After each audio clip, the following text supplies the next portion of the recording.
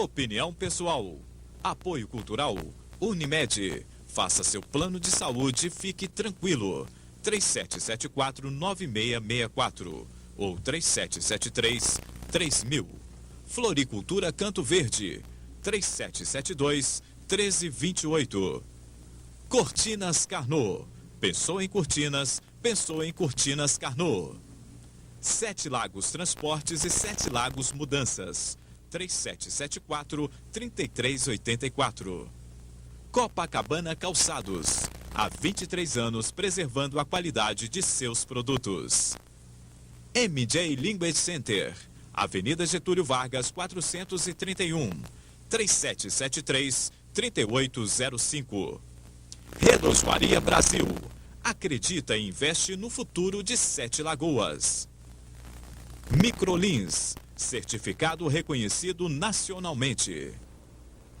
Como estão funcionando a APAC, o CIA e o Conselho Tutelar da Criança e do Adolescente em Sete Lagoas? Qual é a política que nós temos para a infância e adolescência? Como são tratadas as causas penais aqui na comarca? Nós vamos conferir em instantes no Opinião Pessoal.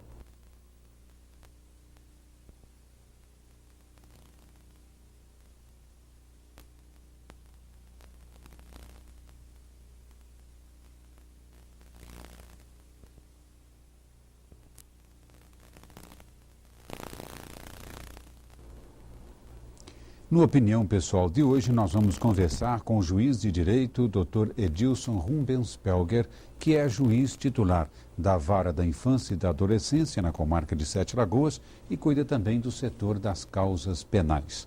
Ele está atento a uma série de situações que acontecem na comarca de Sete Lagoas e tem uma não sei se é predileção, doutor, mas uma facilidade, talvez, por cuidar dos assuntos quando se refere à infância e adolescência. É uma disposição natural desse carioca que veio se radicalizar aqui em Sete Lagoas? Clarindo, veja bem, para ser sincero, eu costumo dizer que sou um apaixonado pelo direito. Então, consequentemente, eu não tenho uma predileção pela justiça da infância e juventude. Eu gosto e me apaixonei pela ciência do direito.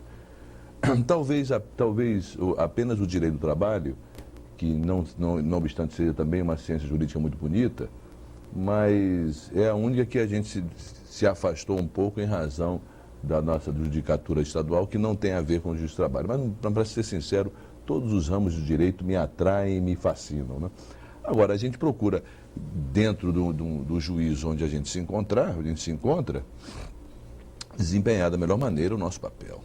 Nesse aspecto, o senhor tem dado um apoio fantástico, um apoio que é reconhecido pelos próprios conselheiros para o Conselho Tutelar da Criança e do Adolescente e para o CIA, uma instituição que, quando o senhor chegou aqui, o senhor encontrou numa situação realmente deplorável, caótica, e hoje transformou-se por completo. Não tem nada mais a ver com aquilo que o senhor encontrou.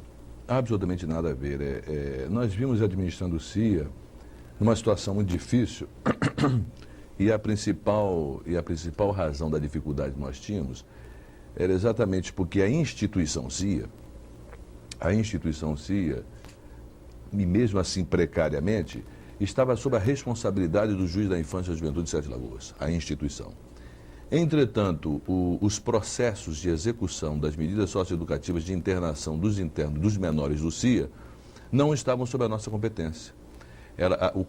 O juiz competente para administrar as medidas socioeducativas dos internos do CIA eram os juízes das comarcas de onde eles vinham. Então, o que acontecia? O CIA dava problema por uma série de razões, principalmente de infraestrutura logística, dava uma série de problemas. Nós íamos lá constantemente contornar as rebeliões do CIA, mas o principal que eles reivindicavam, que era a assistência jurídica no seu processo de execução, a gente ficava de pés e mãos atados, porque o competente era o colega que estava, às vezes, a quilômetros. Né? Então, em abril de 99, nós fizemos um ofício à Corte Superior do Tribunal de Justiça, demonstrando essa situação e reivindicando que os processos de execução dos internos do CIA ficassem sob a presidência do juiz de Sete Lagoas, juiz da Infância e da Juventude de Sete Lagoas. Não do juiz Edilson, mas do juiz da Infância e da Juventude de Sete Lagoas, eu ou quem estiver no meu lugar. Me parece que depois de um período histórico em que esse problema persistiu durante muitos anos, o senhor foi o primeiro a apontar, colocar o dedo na ferida. Olha, o problema é aqui, vamos resolver. Exatamente.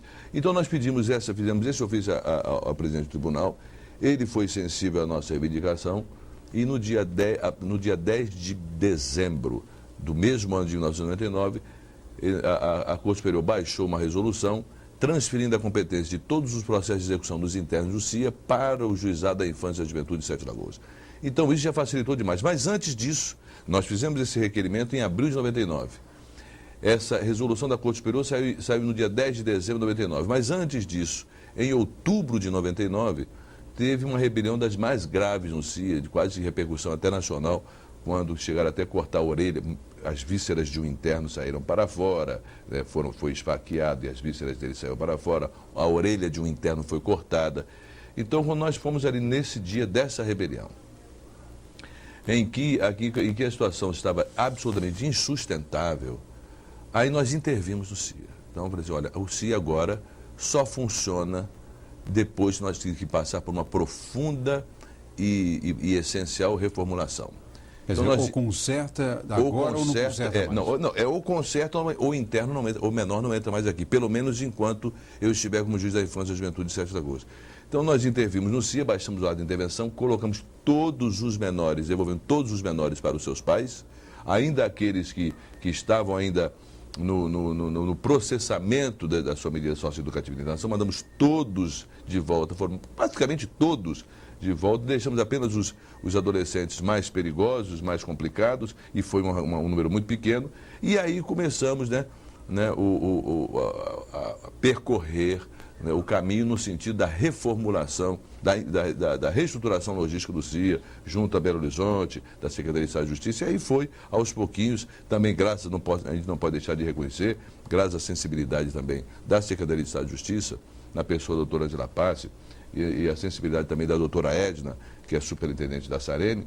Quer dizer, então, também contando com a sensibilidade dessas profissionais, e também, por que não dizer, do próprio Tamar Franco, do próprio governador do Estado, que sensibilizou aos nossos pleitos, e o CIA começou a se reestruturar.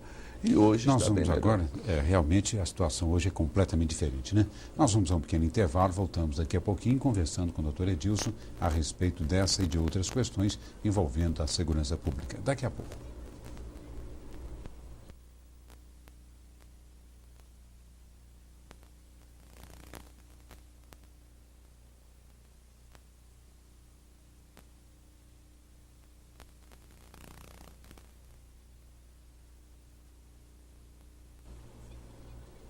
Na opinião pessoal de hoje, o nosso convidado é o Dr. Edilson Rubenspelger, que é juiz da infância e da adolescência e também da Vara de Causas Penais em Sete Lagoas, na comarca de Sete Lagoas. O CIA hoje, doutor, parece que está resolvido, né? Está tudo em paz, é inclusive apontado agora como modelo para o resto do Estado. É verdade. E você veja, Clarindo, o CIA está sendo apontado já hoje como um exemplo do resto do Estado. E, na verdade, foi feito lá simplesmente o elementar. Quer dizer, não houve a reestruturação logística do CIA, não é? A reestruturação logística do CIA foi o mínimo que podia ser feito ali. Quer dizer, foi reestruturado a infraestrutura logística com a reforma do Núcleo 1 e a ampliação do Núcleo 1, agora a construção do Núcleo 2 e também uma reformulação logística também na parte administrativa. Quer dizer... Isso foi o bastante. Não, é o que eu digo. Quer dizer, então você veja que para uma instituição complicada como essa, passar a ser o exemplo para todo o Estado, quando na verdade foi feito apenas 1/3 do nosso planejamento. Quer dizer, então você veja que não é difícil mudar a estrutura e mudar a cara das instituições públicas. Por quê? Porque qual é agora o segundo passo? O segundo passo é o aprimoramento e o aperfeiçoamento do trabalho psicopedagógico, né? Porque aquilo que nós costumamos dizer sempre, não há, se o treinamento da tropa é mais importante que o prédio do quartel, sem dúvida nenhuma, mas não há como se treinar a tropa sem um quartel.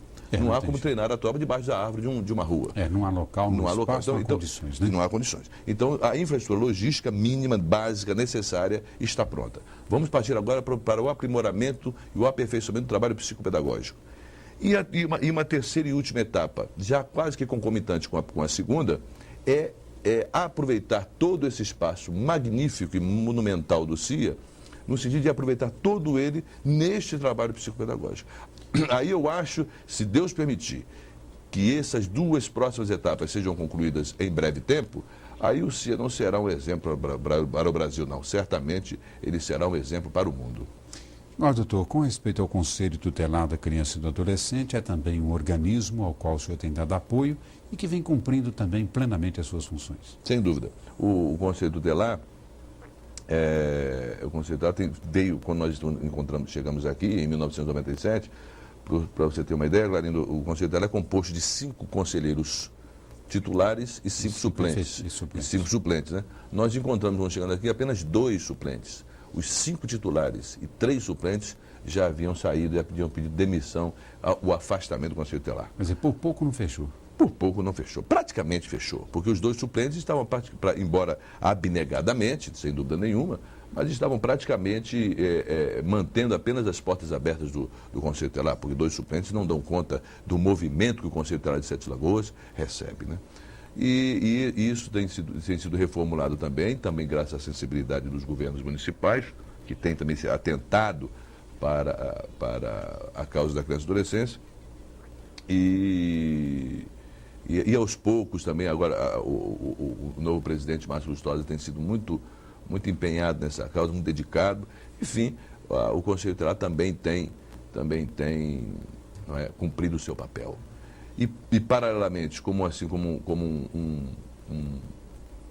digamos assim, como um longa-manos, né, do juiz da infância e juventude dentro do fórum e em direção às ruas, nós também reformulamos o comissariado de menores, que tem feito também, tem coadjuvado também nessa fiscalização para desafogar o já abarrotado Conselho Tutelar de Sete Lagoas. Então, eu acho que a estrutura, hoje também o Juizado da Infância e Juventude, modéstia à parte, o Juizado da Juventude está totalmente estruturado, totalmente informatizado, né? Nós temos o 1407, que é o SOS Criança, que recebe uma denúncia, você liga agora e no mesmo dia a denúncia é averiguada. O Juizado da Infância está todo informatizado, interligado em rede. Então, acho que hoje nós temos um Juizado da Infância e Juventude que certamente, eu acho que não perde, não digo em volume, mas em estrutura, em estruturação, eu acho que não perde nem mesmo para o de Belo Horizonte. Muito bem, nós vamos a mais um pequeno intervalo, voltamos daqui a pouquinho falando sobre outro assunto, a PAC e causas penais que estão também afetas à área do Dr. Edilson. Daqui a instantes.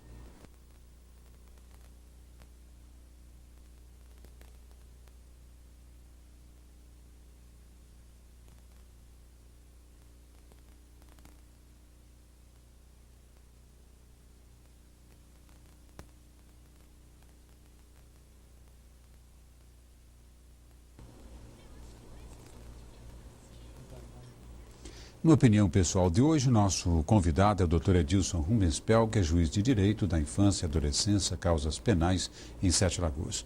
Doutor, a PAC, outra vitória em Sete Lagoas. Alguns presos foram transferidos para lá e a situação deles é hoje completamente diferente. A PAC é um trabalho, foi uma iniciativa extraordinária do nosso colega do Itaúna, né, que tem sido reconhecido até mundialmente esse trabalho, e que foi assim copiado, felizmente copiado pela comarca de Sete Lagoas. E a responsabilidade, né, por essa vitória, a gente deve atribuir à Secretaria de Estado de Justiça, né, na pessoa do doutor Angela Parque, ao governo do Estado, aos promotores de justiça, doutor Ângelo e doutor Paulo César, que tem que se posicionaram diante desse objetivo, dedicadamente, né? Dedicadamente, e hoje a PAC é uma realidade, né? É uma vitória mesmo, né? A nossa pequena participação, mínima mesmo, para ser sincero, foi no sentido da